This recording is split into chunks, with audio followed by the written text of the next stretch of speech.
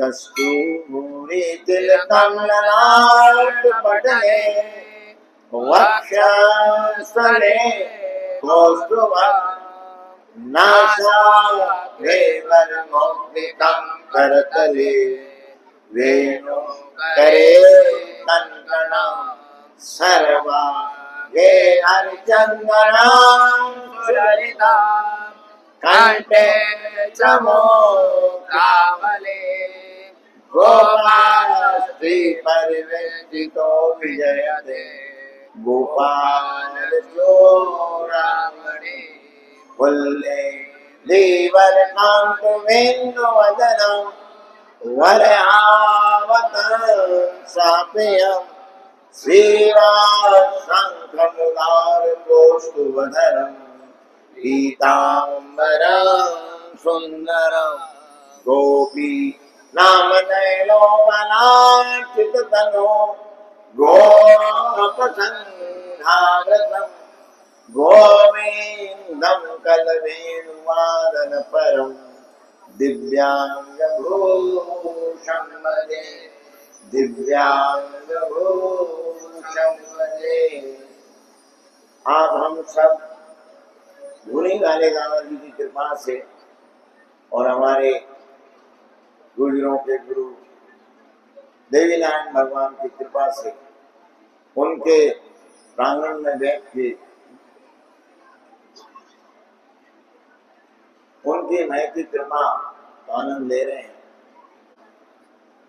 जैसे भगवान भोलेनाथ है सभी जाति के लिए भगवान, तो देवनारायण भगवान भी गुरुजनों के तो गुरु हैं ही, क्योंकि इनकी पीढ़ी उसी से शुरू हुई है। गुरुजनों की पीढ़ी की क्षमता है इसलिए उसको मानते हैं, लेकिन आप हम सब भी मानते हैं।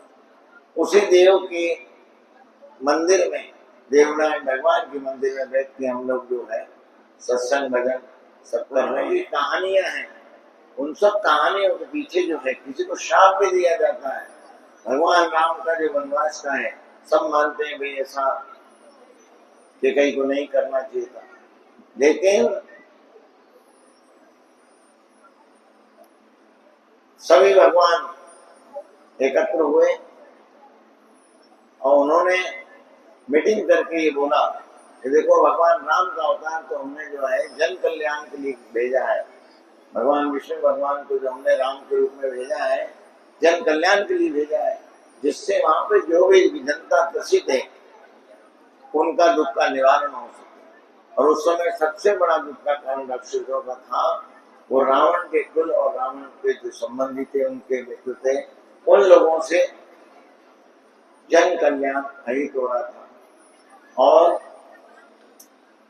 इसीलिए केकई के लिए सरस्वती जी को कहा गया है।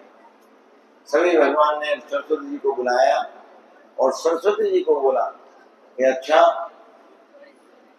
आप केकई की जुबान पर बैठो, केकई के मस्तिष्क में जाके बैठ के उसकी बुद्धि ऐसी करो। जबकि भगवान राम को केकई नहीं पाला, कौशल्या से ज्यादा जो कौशल्या माता ने देखा है केकई ने उनको सब संभाला, बहुत प्रेम करती थी। लेकिन उसी की जुबान पे भगवान ने सरस्वती जी को आदेश दिया कि तुम इसकी उत्तरा में बैठो और भगवान के लिए वनवास के लिए तैयारी करो। अब सरस्वती जब बैठ गई केकई के मस्तक में, केकई के बुद्धि में, तो वैसी केकई की बुद्धि होकर उसने वैसा वाला मांग लिया।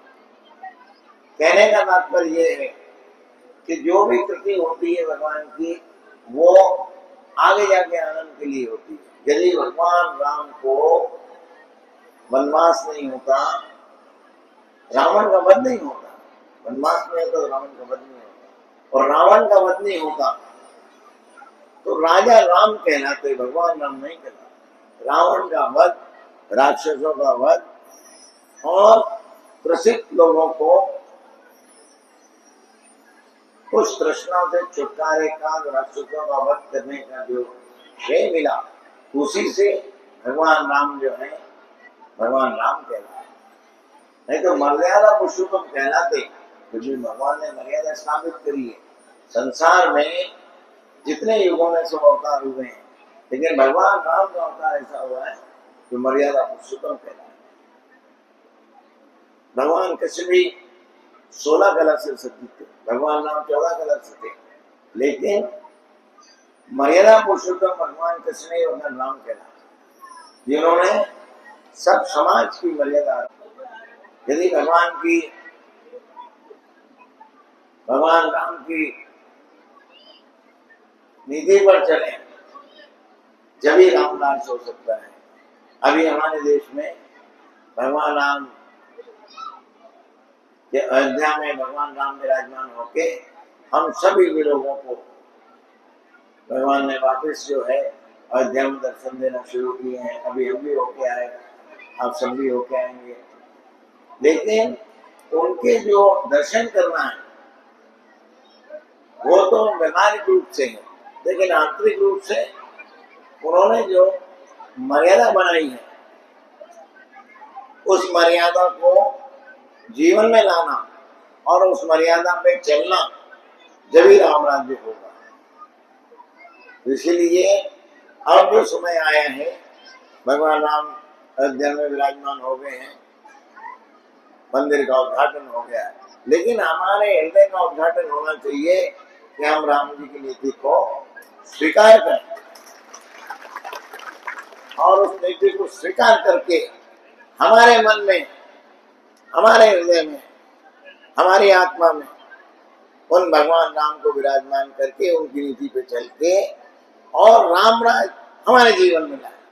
जब हमारे जीवन में राम राज होगा, जब इस सत्ता में और भारतवर्ष में राम राज होगा। इसीलिए भगवान राम की जो नीति है, जो रामायण की नीति, भगवान राम की जो नीति है, उस नीति और उस समाज शास्त्र से जन कल्याण की भावना हमारे द्वारा किसी भी तरह से आहित ना हो, किसी के मन को दुखाने का भी नहीं, किसी के शरीर को नुकसान पहुंचाना ये तो दूर की बात है, लेकिन किसी के मन को भी किसी भी तरह से कष्ट ना हो, आनंद मिले, आनंद ना भी मिले तो कष्ट ना हो।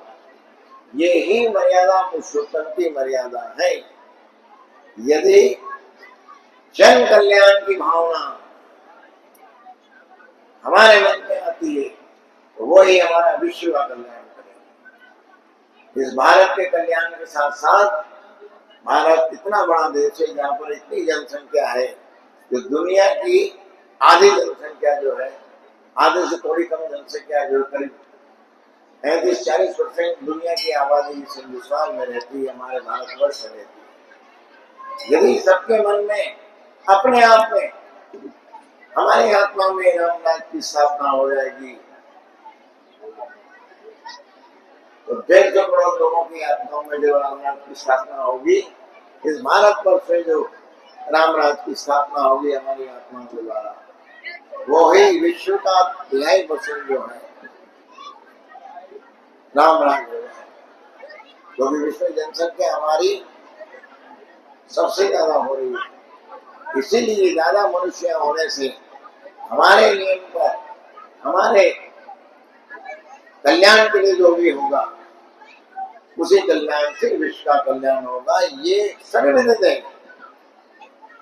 क्योंकि जहाँ लोग ज्यादा हैं, जहाँ आत्मा ज्यादा है, सोल ज्यादा है, जहाँ व्यक्ति ज्यादा है, उन व्यक्तियों का कुंज, उन व्यक्तियों की जो भाव है, उस भाव में यदि राम राज आ गया तो विश्व में राम राज होगा, इसमें कोई दो मत नहीं। तो भगवान की कृपा से भगवान ने हमें सबको ऐसा अवसर दिया है। लेकिन अब मानने की बात यह कि जो भी अयोध्या जाए, अयोध्या जाके दर्शन के बाद यही संकल्प लेना चाहिए कि राम की बनी हुई जो मर्यादा है, राम जी आए पर राम जी की मर्यादा ना जाए। हमारे गुरु महाराज भी कहते थे, इंदौर में भी आपने देखा हो, लता जी के हमारे इंदौर सरकार के वाक्य लिखे हुए हैं, उसके अंदर उनके रूप के नीचे लिखा है, राम जी जाए पर राम जी की मर्यादा ना जाए। शरीर रूप से भगवान राम, भगवान पे सब गए, सभी जाएंगे आप, हम सब, लेकिन शरीर रूप से भगवान जा रहे हैं, शरीर रूप से जा रहे हैं, लेकिन उनकी जो मर्यादा बनाई हुई है उस मर्यादा को नहीं जाना। भगवान जाए लेकिन भगवान की मर्यादा ना जाए। ये छोटी सा बात की गुरुवाणी जो है हमारे इंदौर सरकार की, एक वाणी है, राम जी जाए पर राम जी नहीं करे सुना। गुरु जो भी करते हैं वो हमें नहीं करना है, तो वो समर्थ है, समर्थ सब कुछ कर सकते हैं, लेकिन गुरु कहे शुक्र हमारे लिए क्या कहा है, इनके लिए क्या कहा, और दोनों की बुद्धि, दोनों के कर्म, हम सब के लिए जो करने, और हमारी जो क्षमता है, हमारे अंदर जो मनोशक्ति है, हमारे अंदर जो हमारा प्रारब्ध है, उसी अनुसार गुरु महाराज अलग अलग लोगों को अलग अलग कर्म का विवेचन करते हैं। इसीलिए सदगुरु की शरण में जाना जरूरी है कि हम सदगुरु की शरण में जाके उनके विवेक से, उनके द्वारा बताए गए नियम पे यदि चलेंगे, जैसे डॉक्टर है, पेट दुखने वाले 4 आदमी गए, चारों को अलग अलग दवा देता है, क्योंकि कौन किस दवा को कितना सहन कर सकता है, किसको कितनी जरूरत है, ये वो डॉक्टर विवेच करता है। डॉक्टर विवेचन करता है कि इसको कितने 500 ग्राम की दवा देना है, कि 400 की देना है, कि 600 की देना है, एक उदाहरण के लिए है।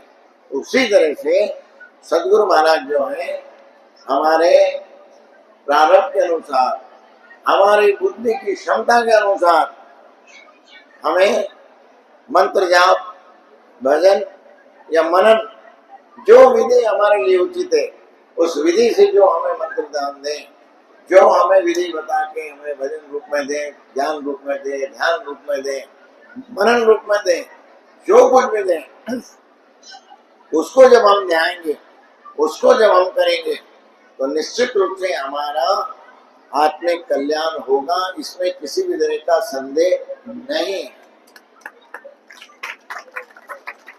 हरि गुरुवन करनाई साधु, हरि गुरुवन करनाई साधु, हरि गुरुवन